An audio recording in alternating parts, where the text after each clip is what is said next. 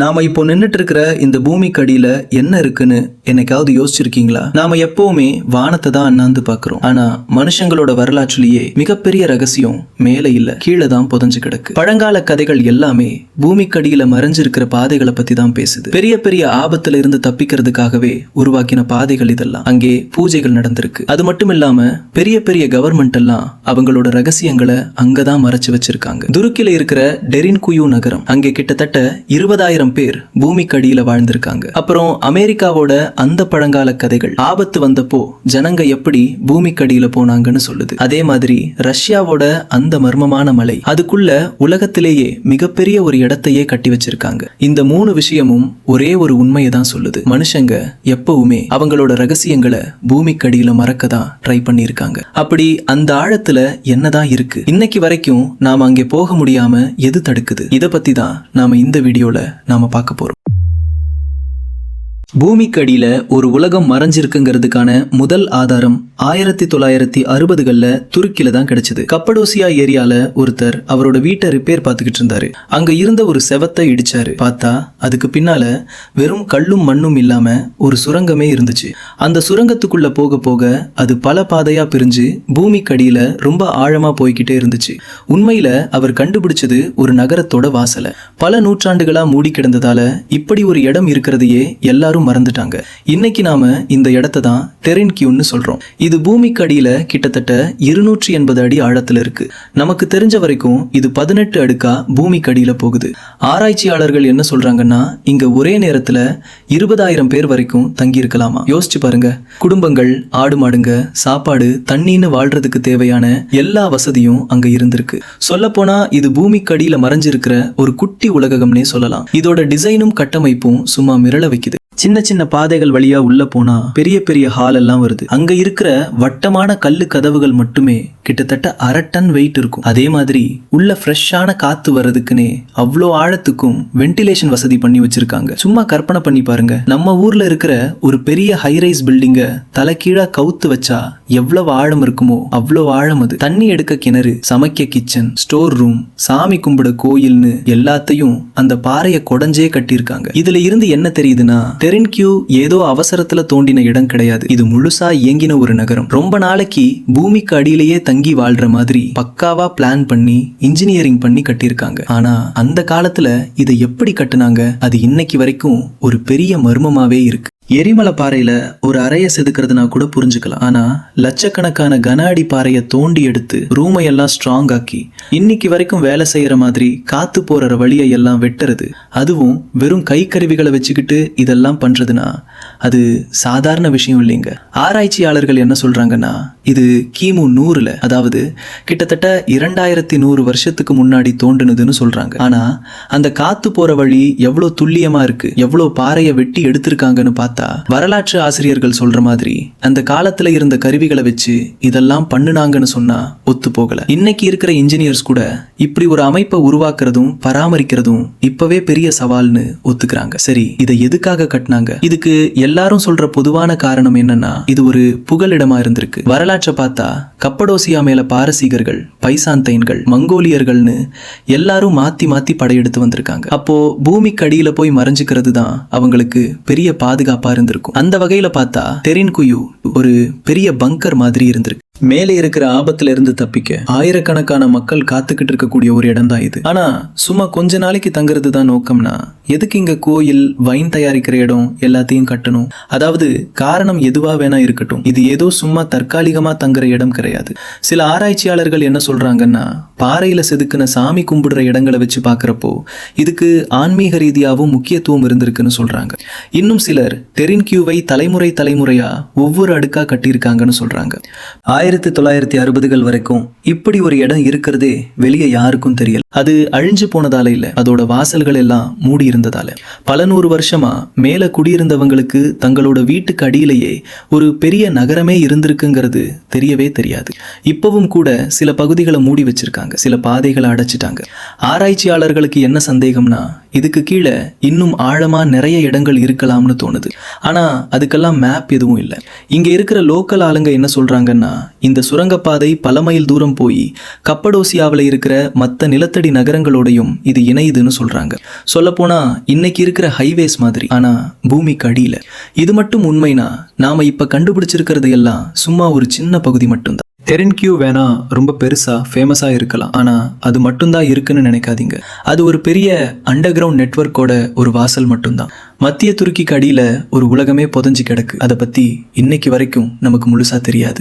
கெப்பாடோசியால இருக்கிற சுரங்கங்கள்லாம் மக்களை பாதுகாக்கிறதுக்காக இருந்துச்சு. ஆனா மெக்சிகோல இருக்கிற பிரமிடுக்கு அடியில இருந்த சுரங்கங்கள்லாம் ரொம்ப விசித்திரமா மூடப்பட்டிருந்துச்சு. டியோடி ஹுக்கான்கிற இடத்துல ஒரு காலத்துல 1,00,000க்கு மேல மக்கள் வாழ்ந்தாங்க. அந்த இடத்துக்கு அடியில 2000 வருஷமா வேணும்னே மறைச்சு வைக்கப்பட்டிருந்த சில சுரங்க பாதைகளை ஆராய்ச்சியாளர்கள் கண்டுபிடிச்சிருக்காங்க. இதுல ரொம்ப முக்கியமான விஷயம் 2003 நடந்துச்சு. அன்னைக்கு பேஞ்ச பயங்கர மழையால டெம்பிள் ஆஃப் த ஃபெதர்ட் சர்பென்ட் கோயிலுக்கு பக்கத்துல ஒரு பெரிய பள்ளம் உருவாச்சு.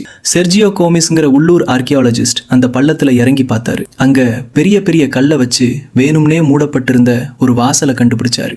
உள்ள போனப்பதான் அவருக்கு புரிஞ்சுது, அவர் ஒரு சுரங்கத்துக்குள்ள நுழைஞ்சிருக்காருன்னு. அது நேரா அந்த பிரமிடுக்கு அடியில போகுதுன்னு. அந்த பாதை கிட்டத்தட்ட 330 அடி நீளத்துக்கு இருந்துச்சு. கடைசியா கோயிலோட சென்டருக்கு அடியில இருக்கிற மூடப்பட்ட சில ரகசிய ரூம்ல போய் அந்த பாதை முடியுது. கோமிஸும் அவரோட டீமும் கண்டுபிடிச்சது சும்மா அவங்களோட கட்டடக்கலை மட்டும் கிடையாது.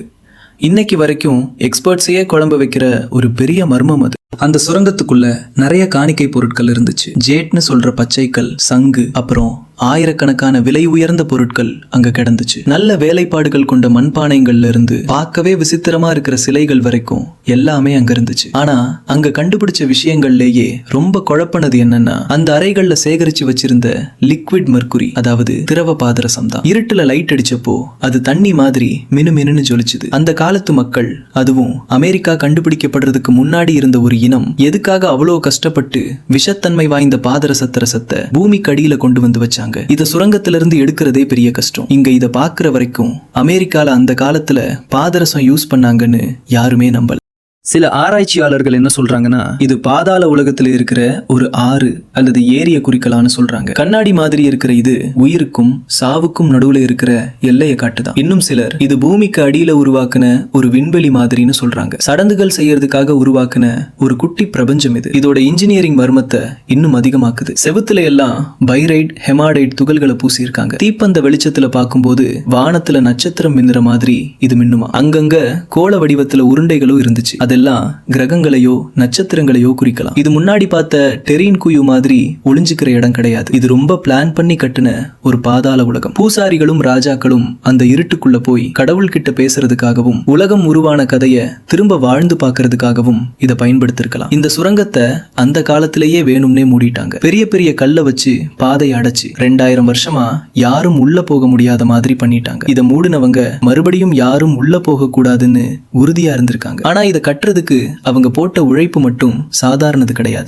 எரிமலை பாறையை குடைஞ்சு வழி உண்டாக்குறது, செவுத்துல மினுமினுக்கிற தாதுக்களை பூசுறது, எங்கிருந்தோ தூரத்துல இருந்து பாதரசத்தை கொண்டு வருது, இதெல்லாம் சாதாரண விஷயம் கிடையாது. இது ரொம்ப திட்டமிட்டு ரகசியமா செஞ்ச வேலை. டியோடி ஹுக்கான் பிரமிடுகள் வானத்தை தொடர மாதிரி நிக்கிற நினைவிடங்கள் மட்டும் இல்ல, பூமிக்குள்ள போற வாசல்களாவும் இருந்திருக்கு. தரைக்கு மேல பார்த்தா ஆவென்யூ ஆஃப் த டெட்னு சொல்ற மரண பாதைகள் மைல் கணக்குல நீண்டு கிடக்கு. ஆனா பூமிக்கு கீழ் ரகசிய சுரங்கங்கள் மூலமா ஆறுகளையும் நட்சத்திரங்களையும் சாதாரண மக்கள் கண்ணுல பார்க்க முடியாத ஒரு பிரபஞ்ச உலகத்தையே உருவாக்கி இருக்காங்க. மேல பார்த்தா எல்லாம் ஓப்பனா தெரியுது, ஆனா கீழே பார்த்தா ரகசிய சடங்குகள் நடக்குது. அதிகாரம் எவ்வளவு முக்கியமோ அதே அளவுக்கு ரகசியமும் முக்கியம்னு வாழ்ந்த ஒரு கலாச்சாரம் இது. இப்போ பெருநாட்டுல இருக்கிற ஆன்டிஸ் மலைத்தொடருக்கு போலாம். அங்க சாவின் டி வாண்டர்னு ஒரு இடம் இருக்கு. அது நமக்கு இதை விட ஒரு விசித்திரமான விஷயத்தை காட்டுது.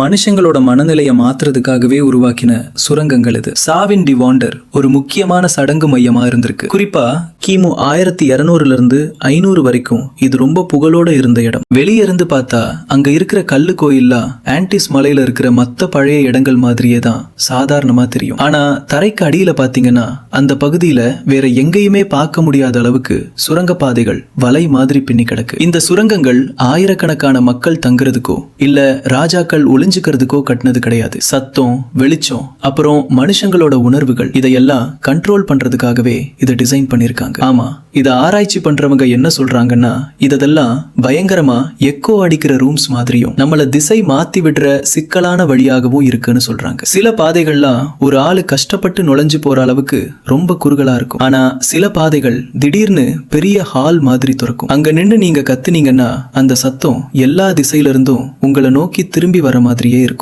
1992 சைனால இருக்கிற ஜேஜியாங் மாகாணத்தில் சில விவசாயிங்க அங்க இருந்த ஒரு குளத்துல இருக்கிற தண்ணிய வெளியேற்றணும்னு முடிவு பண்ணாங்க.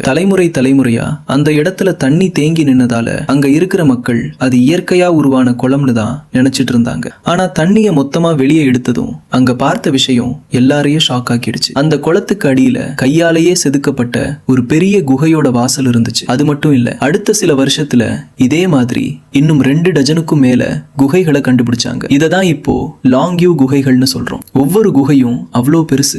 நல்ல உயரமான கூரை, பெரிய பெரிய ஹால், செவுரு முழுக்க கையால உளி வச்சு செதுக்கின தழும்புகள்னு பிரம்மாண்டமா இருந்துச்சு. ஆனா ஆச்சரியம் என்னன்னா இதை எப்ப கட்டினாங்க, யாரு கட்டினாங்கன்னு எந்த குறிப்போ எழுத்தோ இல்ல உள்ளூர் வரலாறோ எதுவுமே இல்ல. ஒரு பழங்கால சமுதாயம் பூமிக்கு அடியில இவ்ளோ பெரிய இடத்தை கட்டிட்டு அவங்க இருந்த சுவடே தெரியாம எல்லாத்தையும் அழிச்சிட்டு போன மாதிரி இருக்கு. இந்த லாங்யூ குகைகளோட சைஸ பார்த்தாலே மிரட்சியா இருக்கு. ஒவ்வொரு குகையும் 100 அடி உயரம் வரைக்கும் இருக்கு. அதோட தரைப்பகுதியில ஒரு பிளைட்டையே நிறுத்தி வைக்கிற அளவுக்கு இடம் இருக்குன்னா பாத்துக்கோங்க. உள்ள இருக்கிற வேலைப்பாடு அவ்வளோ துல்லியமா இருக்கு. எல்லா இடத்துலயும் ஒரே மாதிரியான உளி தழும்புகள் தெரியுது. மொத்தமா கணக்கு போட்டா இந்த குகையை உருவாக்குறதுக்கு கிட்டத்தட்ட 1 மில்லியன் கியூபிக் மீட்டர் பாறைய வெட்டி எடுத்திருக்கணும்னு சொல்றாங்க. இப்ப இருக்கிற மிஷின் டெக்னாலஜி எல்லாம் வச்சு பண்ணுனா கூட இது ரொம்ப பெரிய வேலை.